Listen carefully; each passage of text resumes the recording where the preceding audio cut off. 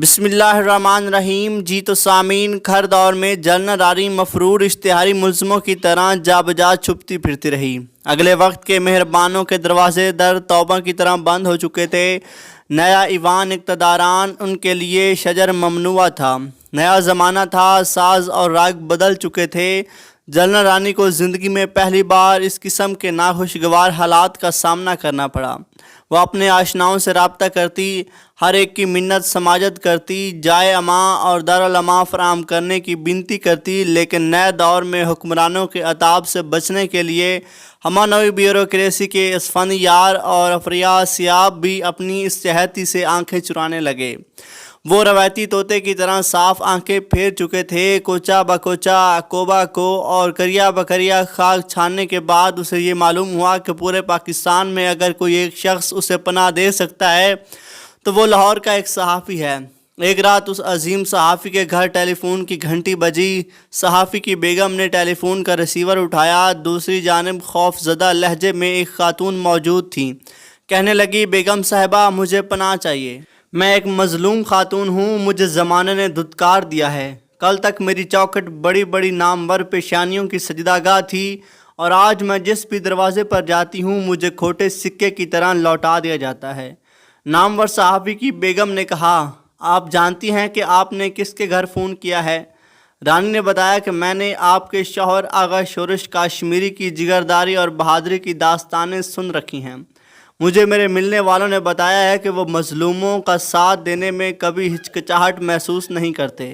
بیگم صاحبہ نے کہا، آغا صاحب اس وقت آرام کر رہے ہیں، اور وہ جب سو رہے ہوں تو ہم میں سے کوئی بھی یہ جرأت نہیں کر پاتا کہ انہیں جگا سکے، اور وہ جب لکھنے میں مصروف ہوں یا آرام کر رہے ہوں تو کسی قسم کی مداخلت اور خلل برداشت نہیں کرتے۔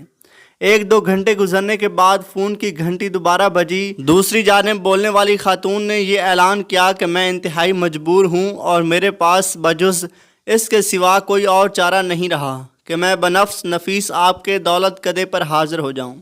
چند گھنٹے گزرنے کے بعد رات کے پچھلے پہر جنرل رانی آغا شورش کاشمیری کے گھر کے دروازے کے باہر موجود تھیں۔ آغا صاحب کو بامر مجبوری نیند سے جگایا گیا۔ وہ باہر آئے اور پرسش احوال کی۔ جنرل رانی نے حکومتی مظالم کی ایک طولانی داستان سنائی اور اس کے بعد پناہ کی طلبگار ہوئی۔ آغا صاحب نے کہا کہ میں تمہیں تادیر اپنے ہاں پناہ نہیں دے سکتا۔ یہ سنا تھا کہ جنرل رانی نے ایک ضخیم البم آغا صاحب کو پیش کی اور کہا کہ اس البم میں پاکستان کے سول و ملٹری بیوروکریٹوں، سیاستدانوں اور سرمایہ داروں کی زندگی کے مخفی گوشے تصویری زبان میں حقیقت حال بیان کر رہے ہیں۔ آغا صاحب نے جنرل رانی کو اپنے ہاں ایک رات ٹھہرنے کی اجازت دے دی۔ یہ رات جنرل رانی نے آغا شورش کاشمیری کے گھر کے عقب میں بھینس کے لیے بنے ایک چھپر کے نیچے گزاری۔ 5 تارہ ہوٹلوں، صدارتی محلوں اور وزارتی ایوانوں کے مخملے اور گداز بستروں پر راتیں بسر کرنے کی عادی خاتون کے لیے یہ رات یقیناً قیامت کی رات تھی۔ صبح ہوتے ہی وہ چل دی۔ آغا صاحب نے اس کے دیے ہوئے تحفہ کو اس کی آنکھوں کے سامنے نظر آتش کر دیا۔ کہا، اقتدار سے محروم ہونے والے لوگوں کے عیب اچھالنا بزدلوں کا کام ہے۔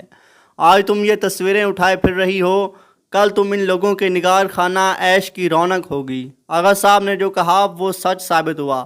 بھٹو حکومت میں جنرل رانی کی خفیہ ڈیل ہو گئی۔ جنرل رانی بھی زیر زمین چلی گئیں اور اس کے بارے میں اچھالی جانے والی رنگین داستانوں پر بھی پردہ ڈال دیا گیا۔